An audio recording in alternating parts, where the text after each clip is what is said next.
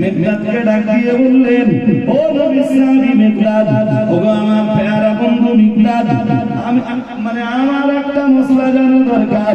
মশলাটা একটু লজ্জাজনিত, কিন্তু আমি এমনি রাজু তেমনি লজ্জাশীল। আবার আমি তো প্রিয় নবী মুহাম্মদুর রাসূলুল্লাহ সাল্লাল্লাহু আলাইহি ওয়াসাল্লাম আর জামাতা। না না না না না, লজ্জাজনিত এই মশলাটা আমি তো রাসূলুল্লাহকে জিজ্ঞাসা করতে পারি না। আল্লাহ পাকের নবীকে আমি জামাই হিসাবে কেমনে এই মশলাটা জিজ্ঞাসা করতে পারি? ও নবীর প্রিয় সাহাবী মিকদাদ, তুমি একটু যাও না ভাই, তুমি তো আমার প্যারা বন্ধু প্রিয় নবী মুহাম্মদুর রাসূলুল্লাহ সাল্লাল্লাহু আলাইহি ওয়াসাল্লাম। আল্লাহ পাকের নবীর দরবারে চলে যাও, লজ্জাজনিত এই মশলাটা তুমি রাসূলুল্লাহকে জিজ্ঞাসা করে এসো।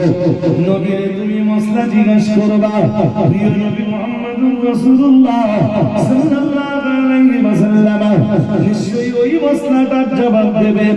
আর প্রিয় নবী রাহমাতুল লিল আলামিন ওই মশলাটার যে জবাব দেবেন, ওই জবাব অনুযায়ী আমি আমার জীবনটা বাস্তবায়ন করব।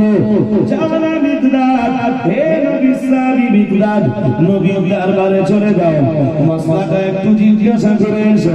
হযরত মিকদাদ চলতে চলতে রাহমাতুল লিল আলামিনের দরবারে এলেন।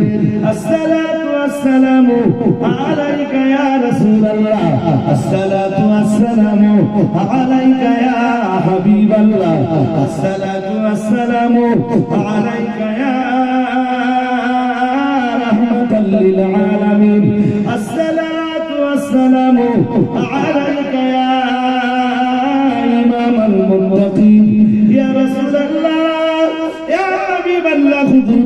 আমি মিকদাদের হুজুর, হুজুর যদি অনুমতি দেন একটা মশলা আমি জিজ্ঞাসা করব।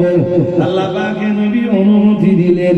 হযরত মিকদাদ রাদিয়াল্লাহু তাআলা আনহু রাহমাতুল লিল আলামিনকে মশলাটা যেইরা জিজ্ঞাসা করলেন, নবী মুহাম্মদুর রাসূলুল্লাহ সাল্লাল্লাহু আলাইহি ওয়াসাল্লাম আল্লাহ পাকের নবী বললেন, মিকদাদ তুমি আমায় যে মশলাটা জিজ্ঞাসা করেছো, এই মশলাটা তোমার নিজের প্রয়োজনে জিজ্ঞাসা করেছো নাকি অন্য কারোর প্রয়োজনে জিজ্ঞাসা করেছো? আরেকটু মন খুলে বলেন। জবাব দেওয়ার আগে নবী বললেন, দরকারটা তোমার না লোকের? সুবহানাল্লাহ বলুন। আরেকটু মন খুলে। আচ্ছা, মিথ্যা কথা বলা মিকদাদের পক্ষে সম্ভব? সম্ভব? মিকদাদ কে জানেন?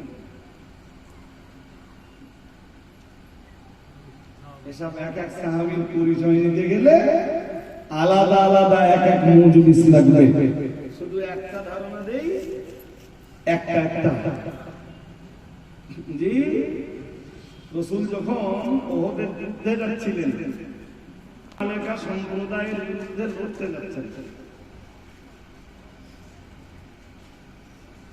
জেরুজালেম উদ্ধার করতে যাচ্ছেন, মিন্স বাইতুল মুকাদ্দাস উদ্ধার করতে যাচ্ছেন আমালেকা সম্প্রদায়ের হাতে। সুবহানাল্লাহ। আরেকটু মন খুলে